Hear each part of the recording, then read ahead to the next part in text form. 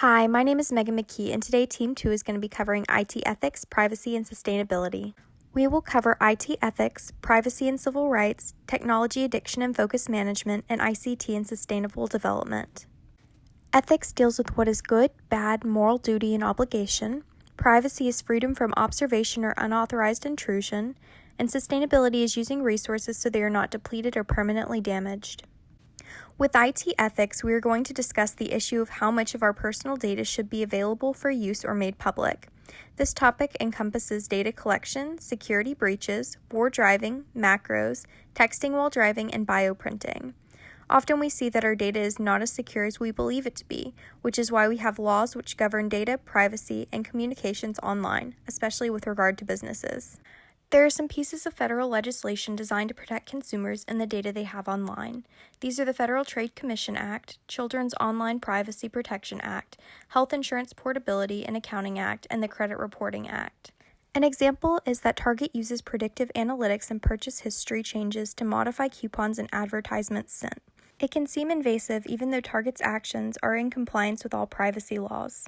War driving is the act of searching for Wi-Fi wireless networks by a person in a moving vehicle using a laptop or smartphone. In the Google Street View snooping scandal, Google Maps captured much personal data going through open Wi-Fi networks while mapping hotspots to make Google Maps more useful. They capture login names, passwords, emails, internet histories, and more. Their actions were not technically illegal according to the Federal Communications Commission, but it is concerning that Google would take this much personal data for use when they already manage so much of the data that we give them access to. Macros are a form of artificial intelligence embedded in a document to create automated processes. They are computing apps programmed to buy as many tickets to events as possible. Tickets can be sold at a much higher cost.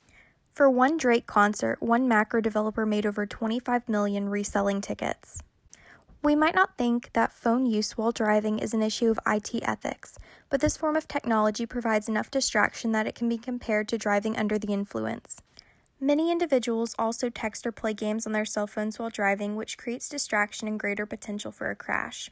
According to the National Highway Traffic Safety Administration, inattention due to cell phones are involved in 16% of car crashes, and the number goes up to 25% for teen drivers. Bioprinting produces living tissue and organs, and it's expected to spark major ethical debates about whether lives are being saved or redefined. Some of the other major concerns are that this is a very costly process, and there would not be equal access to treatment. Also, the use of stem cells and ownership rights of the tissue and organs printed would be issues, as many industries and companies are involved in the process. Hi, my name is Jean-Carlo, and I will be talking about data sharing, privacy, privacy breach, and protection rules. Privacy and privacy paradox. Privacy, as defined in the text, is the right to self-determine what information about you is made accessible to whom, when, and for what use or purpose. We all have private content we don't want to share with others. However, the way many of us share online does not align to our privacy standard. This is called the privacy paradox. Breach of privacy happens often, and we must be careful with the information we make available as online content and the information we share with companies we do business with. What we publish online can live their lifetime, and information we're okay with sharing now may jeopardize future opportunities. We are asked to agree to privacy policies, and it's easy to ignore the fine print. Our security relies heavily on the companies we trust to store and share our sensitive information. About 8 in 10 Americans say they are asked to agree to a privacy policy monthly. Breach of privacy. 3 in 10 Americans say they have suffered one of the following 3 major identity theft problems in the previous 12 months. 21% said fraudulent charges on a credit card, 8% had someone take over their social media or email accounts, and 6% had someone trying to open a credit line or get a loan in their name. Social media recruiting is helping organizations find and engage qualified talent, reaching further than ever. We should be prepared to hire or seek jobs in this space. Both parties should understand this is a sensitive topic, because a lot can be found online, including age, race, and gender. We must be careful to recognize discrimination, which is illegal. Employers are encouraged to rely on third parties to scrub potential risk. Employers are also to be careful with negligent hiring, identifying red flags that can put in danger the well-being of their employees.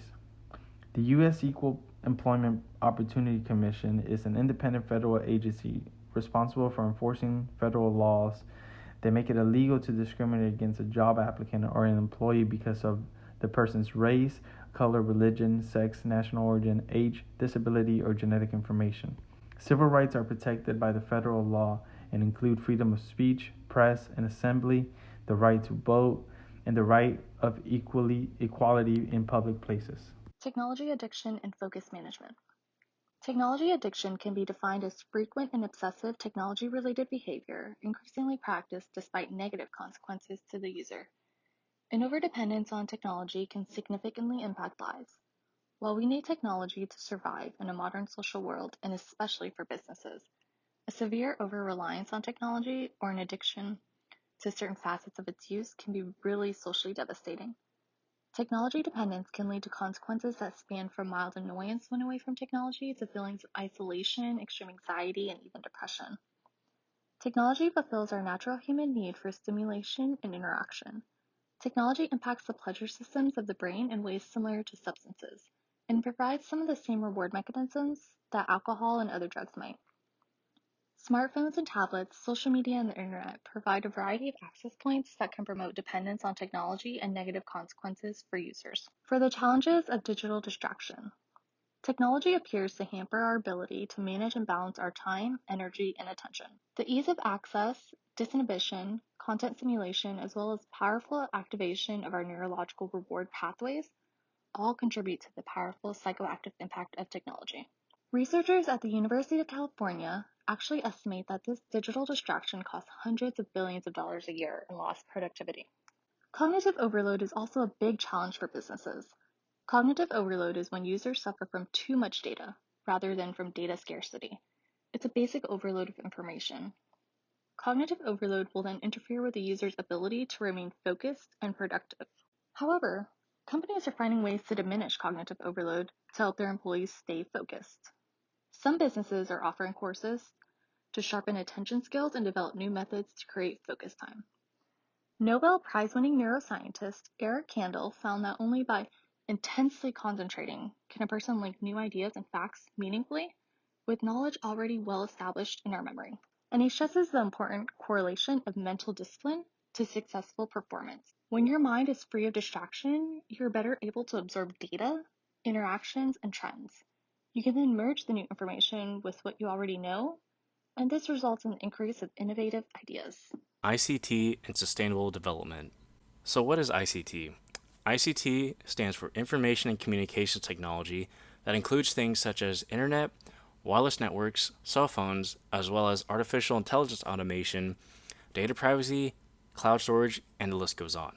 So the effects on the environment, which all of these are negative, are global warming, greenhouse effect, more development in urban areas than rural, resources being used at an unsustainable rate, pollution such as burning of natural gas to power the internet, because believe it or not, in order for us to use the internet in today's society, we need to be able to burn a substantial amount of natural gas to power the internet.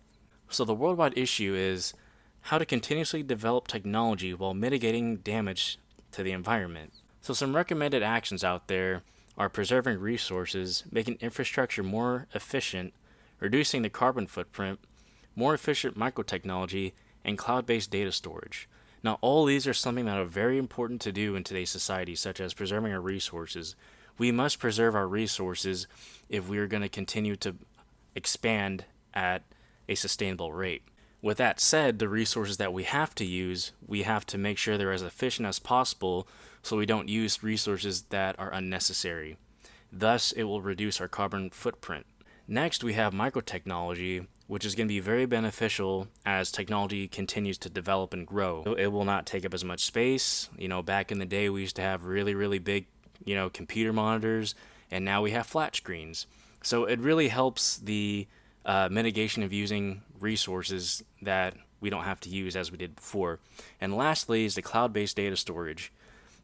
Cloud-based data storage is actually a new thing that's been around for a few years that's actually quite important. It can definitely help the storage of data in the cloud, so you don't have to walk around with a big old USB drive. That is something that definitely uses a lot of resources because people mass produce them. If we can, use the more cloud storage, then we don't have to be using USB drives and thus saving a lot of resources because those drives are only like maybe 5 to 10 gigabytes versus a cloud can be unlimited as amount as the database is willing to handle.